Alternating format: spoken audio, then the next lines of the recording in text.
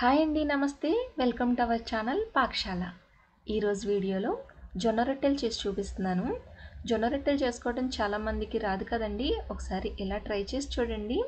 చాలా ఈజీగా చేసుకోవచ్చు. టేస్ట్ కూడా చాలా బాగుంటుంది. దీంట్లోకి ఏ కర్రీ కూడా అవసరం లేదండి. ఇలా ఉట్టినే కూడా తినేసేయచ్చు. టేస్ట్ అయితే చాలా బాగుంటుంది. మార్నింగ్ బ్రేక్ఫాస్ట్లోకి కానీ, లేదంటే స్నాక్స్ లాగా, లేదంటే డిన్నర్కి దేంట్లో కన్నా సరే తినొచ్చండి. మేమైతే ఎక్కువగా నైట్ డిన్నర్గా చేస్తాము. సో ఒకసారి తప్పకుండా ట్రై చేసి చూడండి. సో ఇక లేట్ చేయకుండా ఈ జొన్న రొట్టెలు ఎలా తయారు చేయాలన్నది వీడియోలో చూసేద్దాం.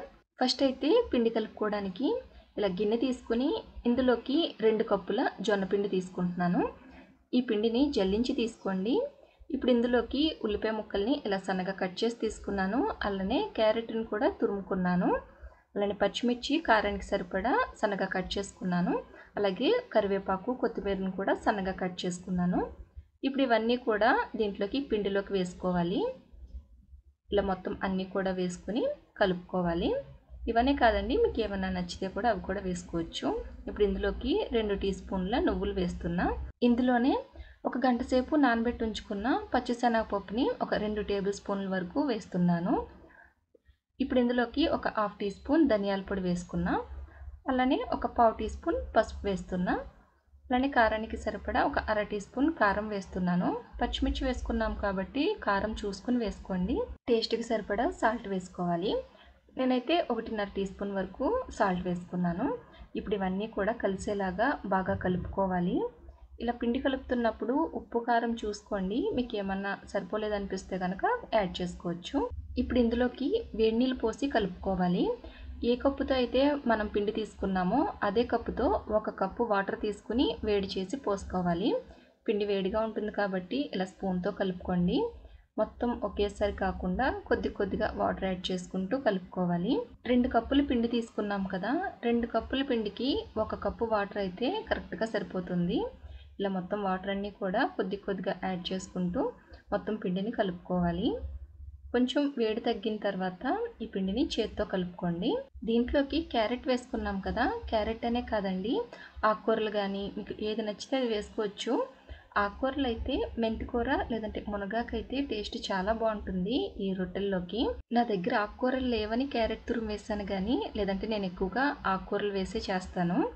ఆకుకూరలు తినని పిల్లలు ఉంటారు కదా, వాళ్ళకి బాగా యూజ్ అవుతుందండి ఈ రొట్టెలో. ఇలా మొత్తం కూడా బాగా కలుపుకోవాలి. గట్టిగా ప్రెస్ చేస్తూ కలుపుకోండి. ఇది కొంచెం సాఫ్ట్గానే ఉండాలి.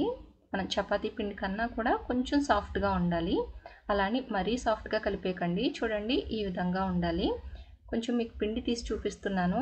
ఇలా కొంచెం పిండి తీసుకుని ఇలా రౌండ్గా చేసి ఇలా ప్రెస్ చేస్తే ఈజీగా మూవ్ అవ్వాలి. ఇలా కలుపుకోవాలి పిండిని. మరీ సాఫ్ట్గా కలిపేయకండి. ఈ విధంగా ఉంటే సరిపోతుంది. 2 కప్పుల పిండికి 1 కప్పు వాటర్ అయితే సరిపోతుంది. అంతకు మించి వాటర్ పట్టవు. దీన్ని ఇప్పుడైతే ఒక 10 నిమిషాలు వదిలేసేయండి. 10 నిమిషాల తర్వాత ఒక బటర్ పేపర్ తీసుకుని దీనిపైన కొద్దిగా ఆయిల్ వేసి ఇలా అప్లై చేసుకున్నాను. ఇప్పుడైతే కొద్ది కొద్దిగా పిండిని తీసుకుని ఇలా రౌండ్గా బాల్లా చేసుకోవాలి. మీకు నచ్చిన సైజులో చేసుకోండి. ఎక్కడ క్రాక్స్ అన్నది లేకుండా ఇలా రౌండ్గా చేసుకోండి. ఇప్పుడైతే మిగిలిన పిండి ఆరిపోకుండా మూత పెట్టి పక్కన పెట్టుకోండి. ఇప్పుడైతే ఆయిల్ రాసి ఉంచిన బటర్ పేపర్ మీద ఈ బాల్ని పెట్టి రౌండ్గా ఒత్తుకోవాలి.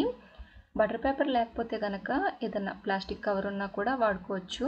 లేదంటే ఒక కాటన్ క్లాత్ని వాటర్తో తడిపి గట్టిగా వాటర్ పిండుకుని ఆ క్లాత్ మీద అన్నా కూడా ఇలా చపాతీలాగా ఒత్తుకోవచ్చు. ఇలా చేత్తోనే బాగా ఒత్తుకోవాలి.